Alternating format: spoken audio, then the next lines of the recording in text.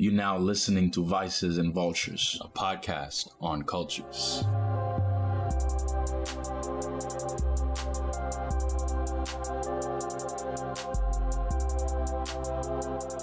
What's going on, everybody? This is A2, and on Fridays we'll feature regular guests who will share the cultures that they're passionate about. I will let our second guest now introduce himself and the conversation we are going to get into. Hey, this is Bill, and I'm a coffee enthusiast. You're about to listen to part 2 of a podcast about becoming a home barista with our special guest, Orlando. Enjoy! Welcome, Orlando. Thank you so much for taking the time, my man. Thank you for having me. Yes, so... I'm here. Yes, sir. So this is part 2 of our conversation on being a home barista, and the two people that come to mind are right here with me, Bill and Orlando. So last week we had a conversation about the kind of gear that you should put in, and Bill talked about how you don't need to break the bank in order to have something decent, but you know there is a price point for having some good apparatus for making coffee at home. So Yes. What do you use at home to make your coffee in the morning, Orlando? What's your routine? Well, it depends on mood I'm in. All right. I pretty much have the holy trinity of coffee gear. So I have a French press, I have a siphon, I have a pour-over system, like a Kalita Wave, I have a Chemex, I have an espresso machine, you name it. I have an AeroPress, you name it, I have it. So, it depends. If I'm in a rush, I'll use the mocha pot, which is like traditional, you know, you dump any coffee in there, put water in there in like 2.5 minutes, you got coffee, you know? Right. You really don't have to man it. You sort of kind of, if you want to be a geek about it, but as long as you hear the little in the Spanish word, that means it's done, you know? Right. That's stovetop. So for people that may not be familiar, that's actually the birthplace of my introduction to coffee. Is my father made coffee through a mocha pot when I was a kid. Mm-hmm. And if anyone's ever smelled the coffee that emanates from a mocha pot, it's pretty intoxicating. Yeah, that's how it started for me too. Like, you'll be sleeping, but you just smell like that Café Bustelo brewing in the background. Yeah. Even though it's like the worst coffee ever, and it's like burnt, but it's just like it hits the heart, you know? Yeah, right. A very nostalgic smell is so obviously so important in coffee, and that's so true for the Bustelo, because I hear a lot about that in people's childhood. So so that's when you're in a rush. What about when you have more time? When I have more time, I definitely finesse the espresso machine. You Okay. know? Because that takes a little bit more diving in, you know. You gotta have patience with it. You can't really rush that. And if you do, it's noticeable, you know. Unless you have like a super automated system that kind of like finesses everything for you. But if you have like a semi-manual one, you know, which is like maybe like the dosing is automatic, but then like the tamping of the coffee, and then like how much pressure you apply to it, all that contributes to like, you know, how the espresso shot is gonna come out. And then also if you have milk, then you gotta finesse the steaming of the milk too, you know. Right. If it's too frothy, then you got like that old school cappuccino, that Italian style. But if you want to have like contemporary one, you know, you gotta make sure that microphone is on point. Right. But again, you can't rush, so that takes more time. So I say that takes me probably like 15 minutes to do, you know. Plus you gotta warm up the machine on top of that, so Yeah. it's a lot. It's like rocket science. Word. You're very well versed in it. Tell me about your background with this. Like, did you work in industry at all, or are you just kind of like picked it up from friends? So I picked it up just by myself. Started with the mocha pot, and then I got more curious, and I was like, you know what? So I started with Starbucks, and then Starbucks will have like, you know, that big wall with a lot of like coffee gear. It's like, oh, let me look up all this cool stuff. So the French press is like the first thing that's there. So I'm pretty sure everybody gets into coffee with the French press, eventually to specialty coffee, you know. And then you're like, all right, so then you buy your coffee and your French press, and you just like hand jam it, right? And that's what I did. I used to overbrew French press past 4 minutes all the time on fine grind, not even on coarse, right? So it was like drinking lava. Then eventually that led into like, all right, let me get at the AeroPress, you know, because that's like kind of like in quote geeking out.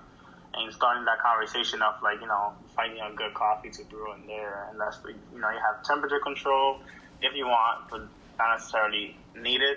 And then you also have to control time and grind size. So those those factors contribute to a good cup of coffee, and then eventually it led to the Chemex. The Chemex led into the siphon.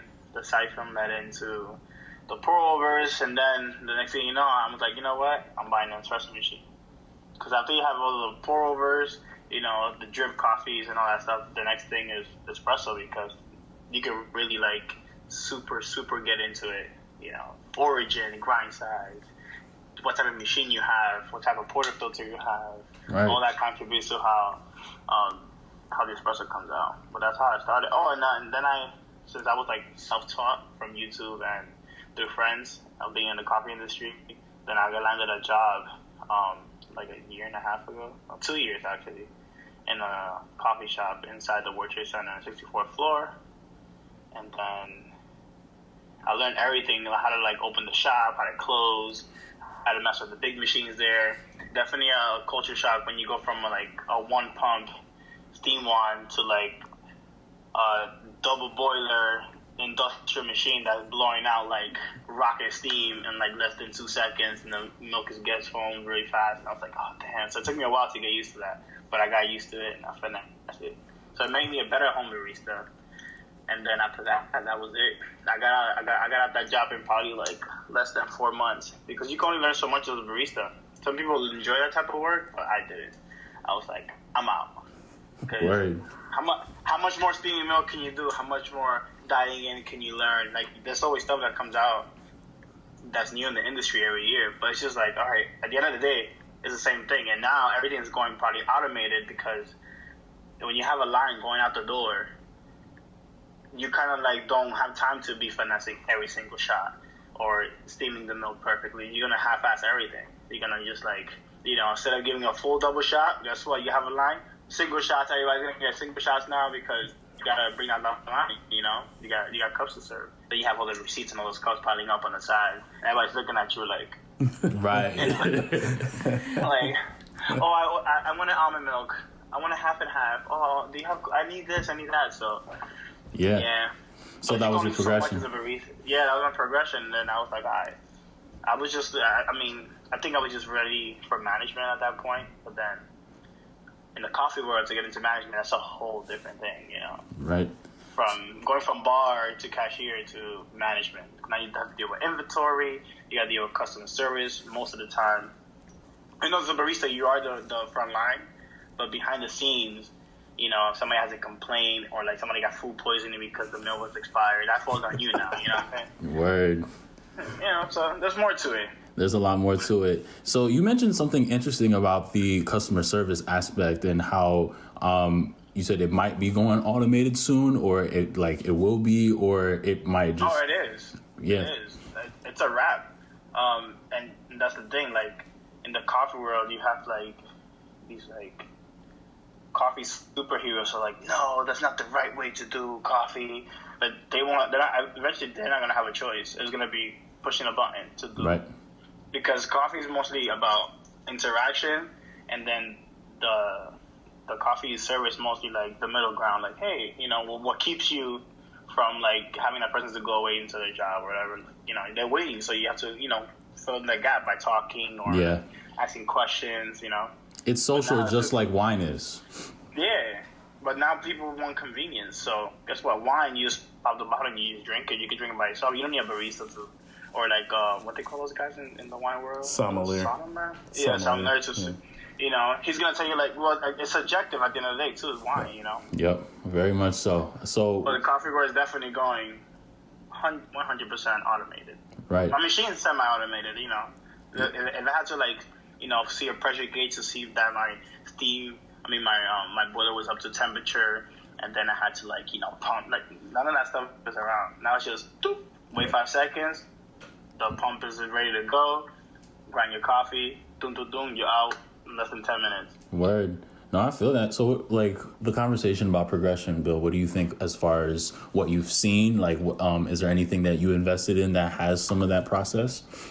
For me, no. Automation, I mean, that's something that gets into the cafe world. I don't think home baristas it's not as clear as an argument because at home you're already automated. Most coffee drinkers, you're making a drip pot. Most people aren't making pour overs at home. Most people aren't pulling espresso shots at home. Right. Most people are just using their drip pot. What you've seen in that world is you've seen in things like a mocha master that is now making drip coffee like a pour over, but it's automated. You know, you see that. But in general, I mean, you're talking about a very small percentage of people getting into the automated world. At home, for me, it's always been pour overs. It'll always be pour overs just because I genuinely like the taste and feel like it tastes better than batch brew. I don't drink a lot of espresso. Honestly, the reason I don't have an espresso machine is because if I did, I'd never visit a shop again. In all honesty, I would just order coffee and drink it home. So every now and again, when I'm like, maybe I'll go get a cortado, it's an excuse for me to step out of my kitchen and go to a local shop or whatever. Otherwise, it's just getting bags of coffee because honestly, I haven't met too many baristas that make a better pour over than me. So Yeah. why pay for it? Like when I know I can do it myself. Exactly. That's what it comes. That's what it comes down to. But he's 100%. And if you go to a shop, Yeah. and if you go to a shop, they'll look at you like, wait, you want a pour over? Yeah. Here comes the guy with the pour over. Let's stop everything for this one guy. You know? Right, which is really sadly common these days. You go into a shop and it's just so busy that a pour over is not an option. All the apparatus is there, but they're too busy. So they got their batch brew. Here's your mug. See you later. And for a lot of people, that's no big deal. Word. Yeah. You know, I'm not your average customer. Orlando wouldn't be the average customer. We're the exception to the norm. Most coffee shops don't care about us. Yep. The only way that coffee shops care about us is they want us to take a bag home. Yep. Because that's where they're going to get their promotion. Here's a guy who really drinks coffee. He's going to take it home and make it an espresso, make it as a pour over, post on Instagram or whatever. That's all the shop cares about, people like us. But most of the people in line are just, they're getting their mug of coffee and they're dumping milk and sugar and... Yeah, which was what we talked about. We talked about how coffee is all really based on preference. And and like I love how with your particular style of home baristaing, you have options for what you do. And, Bill sticks to what he knows. So there's like a beauty in preference and that type of thing. Yeah, for sure. So talk more about your expedited process, like when you're in a rush. Talk about like what you have and like what are the like the price range for it and that type of thing for those who are listening who want to be like, I want what he has, like he's on the go, that type of thing. What do you use again? Just to rehash it. I mean, like the mocha pot, starting with the mocha pot, it probably goes for like, you can go to Marshall's or TJ Maxx. You can find like a decent mocha pot probably for like $15 to like $40, probably the most expensive, but it's coming like with like bells and whistles, like it's probably painted pink, it has a wood handle, it's trendy, and you just like, I'm paying $40, so it's cool. But then the one that's silver with the black handle does the same job. It's just that one's, Right. But now the only thing is with that is that again, you gotta get fine grind for that, like whatever like comes from like your local grocery store, and it's not gonna be as good, But that's just quick, easy, stovetop espresso is what they call it. It's cool. It's traditional. It's Italian. Most people think it's Italian, so everybody does it. But then most of the time I'll go like with a French press, because the French press is like, it meets me right in the middle. It's like fast, but it's specialty at the same time, And it's dummy proof. What you gotta do is get like sea salt coarse. Like the coffee is like that, you grind it like that, and then you just dump it in there. I just do 30 grams to 300 grams of water. Dump it in. Make sure to bring the water to a boil. I have a kettle from Bonavita, right? That's how you call it? Yeah, Bonavita. Yeah, I got a gooseneck. Yeah, I nerd out. I got a Bonavita gooseneck kettle. It's one of the fancy ones. Not the one with the temperature control. I'm in the shower, I let the water come to a boil, and if it's done, I just put it one more time, and that's it. And then after it turns off, I wait like 30 seconds to a minute so the temperature could drop, and I throw it inside the French press. Sometimes I do it with a scale, sometimes I don't. But usually, like I have a 12-ounce French press, so it's just like, one serving. Yeah. But if you have like a 5-cup one, maybe you might need a scale to finesse that. because then you have like water ratio. Because you fill it to the top, it's gonna dilute too much. But if you have the one that's just for one person, then you're fine. But that's where I go with my. And down in French press, you can find a little personal one. You can find that in TJ Maxx, Marshalls, easy $8 or $5, depending on which one. I like the glass ones better because I feel like they hold temperature better. You know, and that's the price range. So that's how you can start. And then from there, if you really want to be quick about it, AeroPress. You know, that's just, it's so easy. The steps, once you learn the steps, in like 2.5 minutes, you have a good cup of coffee. It depends. If you want it super fresh, you grind the beans right before you brew the coffee, or you just get everything pre-ground. Word. Again, it's preference at the end of the day, and that's the beauty about coffee. It's like you could be like super tight about it, or you could be super flexible. Me, I'm just flexible because I like to take the range. Because let's say, for example, he likes pour-overs, you know, and then he's talking to the espresso guy. He's like, "Nah, bro, I don't like pour-overs. That's like not my thing." Then he could be like, "Nah, bro, I don't like espresso because you're too nerdy about it. You care about, you know, how much caffeine, you know, is per dose, blah, blah." Nah, man. You know, I like everything, so I relate to everybody, you know. And the higher you go, I mean, when you go an espresso route, it's obviously going to cost more money because you need a tank, you need a machine to do that. Yeah. Traditional stuff, you just need a vessel with some filters. And you get creative, too. You can do it with a napkin if you want to get crazy, you know. French press with a napkin, pour with a napkin, Bounty, you know, maybe the one from Target. I love it, man. Yo, this is what this is all about. We're unpacking details and like, you know, like this is pragmatic more than anything else. Let's talk about let's end by talking about the type of coffee now. We talked a lot about machines and stuff. Let's talk about the types of coffee that you're really into. Like, what beans you got at the house right now? Oh, right now? I got Heart coffee roasters, and I think I have I'm gonna go look at the bag. All right. I thought I knew about Heart. I got it from Counterculture. I mean, I'm from Culture Espresso on 38th Street. Home of the best cookies. Oh my God, those chocolate chip cookies are to die for. So what I have here, I have the stereo blend. It's plum, molasses, vanilla. It's a Kenya, 50% Kenya, and a 50% Honduras. Yeah. So it's not bad. It's tight. It hits hard. Like in espresso right now, you can taste the plum a lot. Yeah, Heart. Kind of sour. Heart's from Portland, and they are kind of like Counterculture in a way. Their wholesale program is really big. Like you can find Heart across the country. For sure. Good stuff. But they're good stuff, you know. Like no matter where you go, they're consistent. Yep. The coffee tastes the same. And that Counterculture, like they have a lot of accounts across the country. But if you had good Counterculture coffee when they brew it right, and you go somewhere else and like we serve Counterculture, you know. Yep. Let's say MTA was serving. The Metropolitan Transit Association was serving coffee, and they're like, yeah, we got Counterculture, but you're like, this is not Counterculture, you know, because the Counterculture has like they have their standard. Like if you open up a shop, like this is what you gotta serve as espresso, this is what you're gonna serve as drip, and we're gonna train you to serve espresso like this. This is if your coffee tastes like this, you're doing something wrong, so you gotta fix it, because that's a standard for Counterculture coffee. Yeah, and if it's on drip, same thing, and be surprised, man. Some people, it's so easy to brew that coffee, but some people just mess it up. I'm like, you know, and then that could be your bad coffee experience. Like, oh, I don't like coffee because it tastes like crap. It's true. Know? Yeah. That's something that I run into all the time. You know, people, I tell them about a company, you know, a roaster that they should check out, and then they have it at like a bakery, and it's just batch brew that's made at like 8 in the morning, and it's sitting there for hours, and they're like, it was so bad, and I'm like, no, that's not really the right way to have that. Right. Like coffee shouldn't be sitting more than an hour. Yeah. But going back to taste notes, I lean more when it comes to espresso stuff. In the winter, again, because I go with the vibes. If it's winter, I like my more nutty, chocolatey notes. You know, Brazilian coffees. Ethiopians, Indonesian coffees are good too, you know.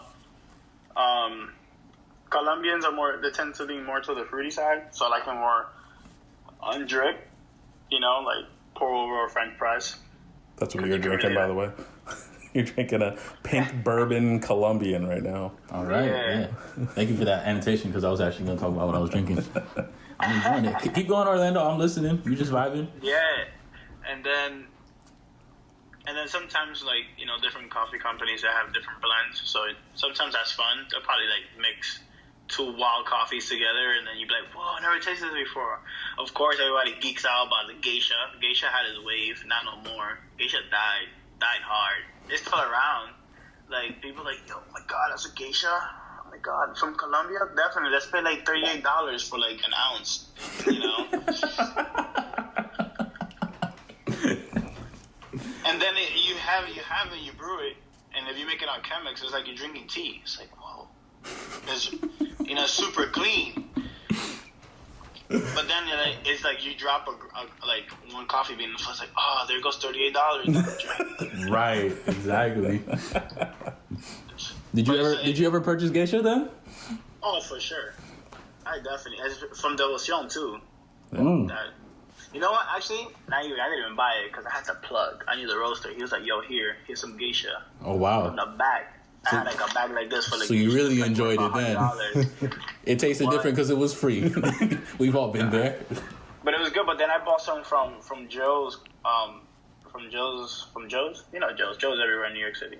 Right. Joe Coffee Company. Joe Coffee. Yeah, and it wasn't the same. It tasted like cough medicine. I was like. Got some Robitussin blend. Is that what you're saying? Yeah. The cherry notes hit too hard. I was like, oh, no, honey.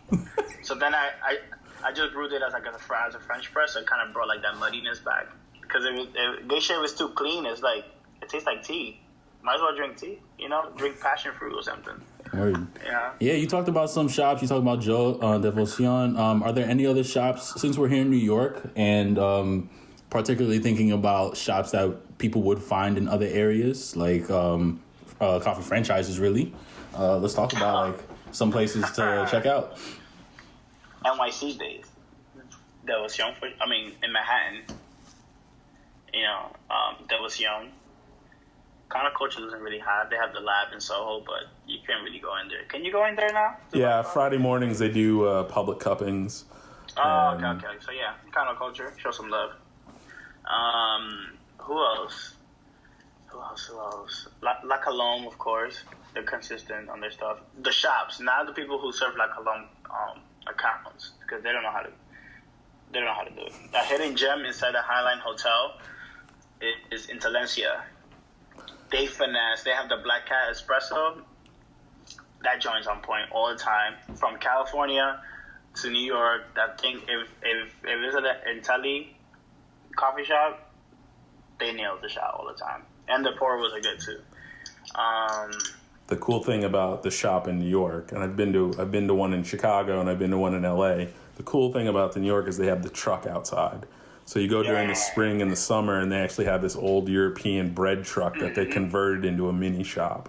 So you don't even have to technically go into the cafe. You just walk in. There's like a courtyard. Right there to the left, right? Yeah, it's like really cool. So it's like a mini destination. Yeah, it's really awesome because, you know, there's lights out there and there's tables and it's just this truck just parked there. And they pop open the side and they make espresso. And I think there's some drip options and whatnot. But it's just a cool kind of coffee experience. That's awesome. Yo, you went to Cali recently, Orlando, right? There were some cool shops that you were checking out there, like Neon, right? Yes. Yeah, I don't know, like which places that you really found interesting. So right now, it depends where you're at on the map, right? Downtown LA, they got their typical, you know, big cafes. La Colombe, you're gonna find La Colombe there for sure. You're gonna find Inteli, you're gonna have a couple shops. You're gonna have what's the other coffee shops? That's what it be. Verve. You know, they were early in LA coffee scene. But in LA, for sure, if you go to Silver Lake, there's like literally a whole strip where like Inteli's there, La Colombe is there, Dinosaur Coffee is there. That whole strip, like you can just go on a coffee tour. They have Dayglow, which is another coffee shop there. That's the shop right now. They just won Sprudgie, I think, for being the best shop. Yeah, I think so. Oh, whoa. I remember when they first opened, the guy that used to work in this coffee shop that was like in Fulton Street, it was like near the train. I forgot what was it called. but they changed owners, and then the coffee went to crap there. But then he moved to LA with a little French bulldog and his girlfriend. And then I remember when they first opened that shop, and then it became a thing like real fast. Yeah. But he cares, and if you go there, they brew the coffee really well because he cares. He's putting so much finesse into that coffee. He's like, he might not know you. You walk in and you be like, oh, so what do you got today? He's like, well, it's like, you know how they open like the things in like movies, they have all the guns. He's like, well, this is what we got. Let me tell you about it. This one. I love it. But man. but in LA, it just depends where you're at. But Silver Lake definitely is hitting right now with the coffee scene. And then if you go to Venice, Manati's is for sure. Chris Baca, his friend, he manages Manati, so the coffee's always good there. And then, believe it or not, Tom's Coffee. This is inside a Tom's store, like not too far from the beach. If you go to the Tom's store, they have a coffee shop there, and it's good, you know. Awesome. And I always support them because for every bag of coffee you buy, they give water to like somebody who needs it around the world. So that's why we show love to Tom's. That's coffee with a purpose. Awesome. Yeah, I love causes like that for sure, man. Cool. We got a lot of nice little details in here, machines, destinations. I'm going to Nashville later on this week. Bill, where should I go in Nashville? Barista Parlor. Yes. You know, my God. Nashville's really cool because there's a lot of great multi-roaster cafes where you can go try a lot of different coffees, but Barista Parlor should definitely be a stop. There's a company called Sump that's really good. That should also be a stop. You know, follow the foot traffic, man. It's everywhere. There's just great coffee in Nashville, and probably right next to every venue you go to see music, there's probably a coffee shop right next door. Just talk to the barista. Be like, hey, what coffee shops you recommend right now that you're friends with?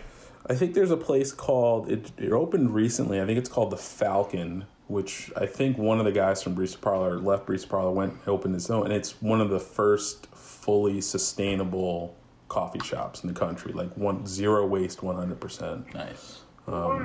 Which is That's definitely, which when you think about it, is just completely bonkers. That's definitely something to look into as well. Wow, that would be really cool just to have a conversation with him. Yeah, for sure. You said it's local or is it a chain? No, it's just one. I think it's a one-off. Right. It opened pretty recently, maybe even last year.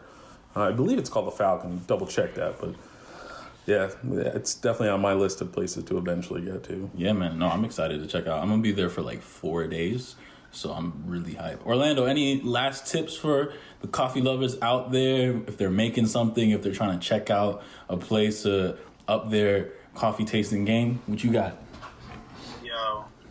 Taste everything, taste it again, and mess up because that's how you learn from it.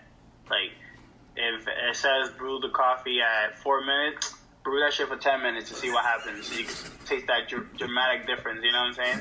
If it says to grind size 7, grind it at 1, so you can see all that water and that's how it's like day and night. You see that, like, oh, this is what happens to it, Right, trial and error. And then also, if you are in south of Canada, aka the Bronx, check out the Mouse Coffee Bar. It's a new cafe in the Bronx. It's like definitely has LA vibes, and they serve sweet leaf coffee. They're out of Queens, and they are all Colombian coffee. They're just like Devoción, but like different in a way, But they're all Colombian. It's super good. Sweet leaf coffee too, and Green Point is also good. Word. No, but it's so much. Oh, there's so much. Or just hop on my Instagram at Orlando Urena and you can see everything there too. That was a perfect segue. I was about to get into that because I remember when we first met and it was over coffee and it was with a bunch of other barista friends and I noticed how like immediately you integrate coffee so seamlessly into your morning routine because you do a lifestyle thing. You got the barber thing going on right now. That's how I'm merging those two. Yeah, barbering and coffee. Word. You know what it is? I'm obsessed with process. So, like something that has to have a start and a finish, and then just like steps, and you can repeat that over and over and over again, and it keeps getting better. Until it becomes muscle memory, so if something slips up, you're like, oh, I know how to fix this. even when you have the finished product, you can always like disguise it. For example, if you make a crappy mocha pot coffee, guess what? You throw canela, cinnamon, and some nutmeg. That's it. All the acidity goes away. That's it. You know, it's like, wow. You know, Americans be like, this is like from the Caribbean. Yeah, it is. I just brewed it over 10 minutes, but it's all good. It's so acidic and bad. It's burnt coffee. It's lava. Right. Yeah. Orlando, thank you so much for taking the time to unpack coffee with us. Of course, we got Bill here, AJ here. Follow Orlando on Instagram at Orlando Ureña. And what's the other handle? Only_you.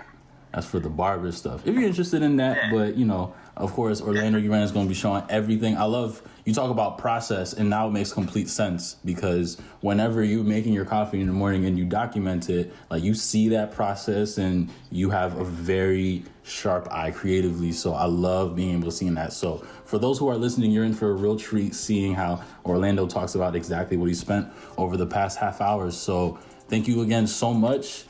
Peace. Don't be a coffee snob. Thank you for taking the time to listen to this episode of Vices and Vultures and considering being a supporter of this project. Even leaving a review on your preferred podcast platform goes a long way for us.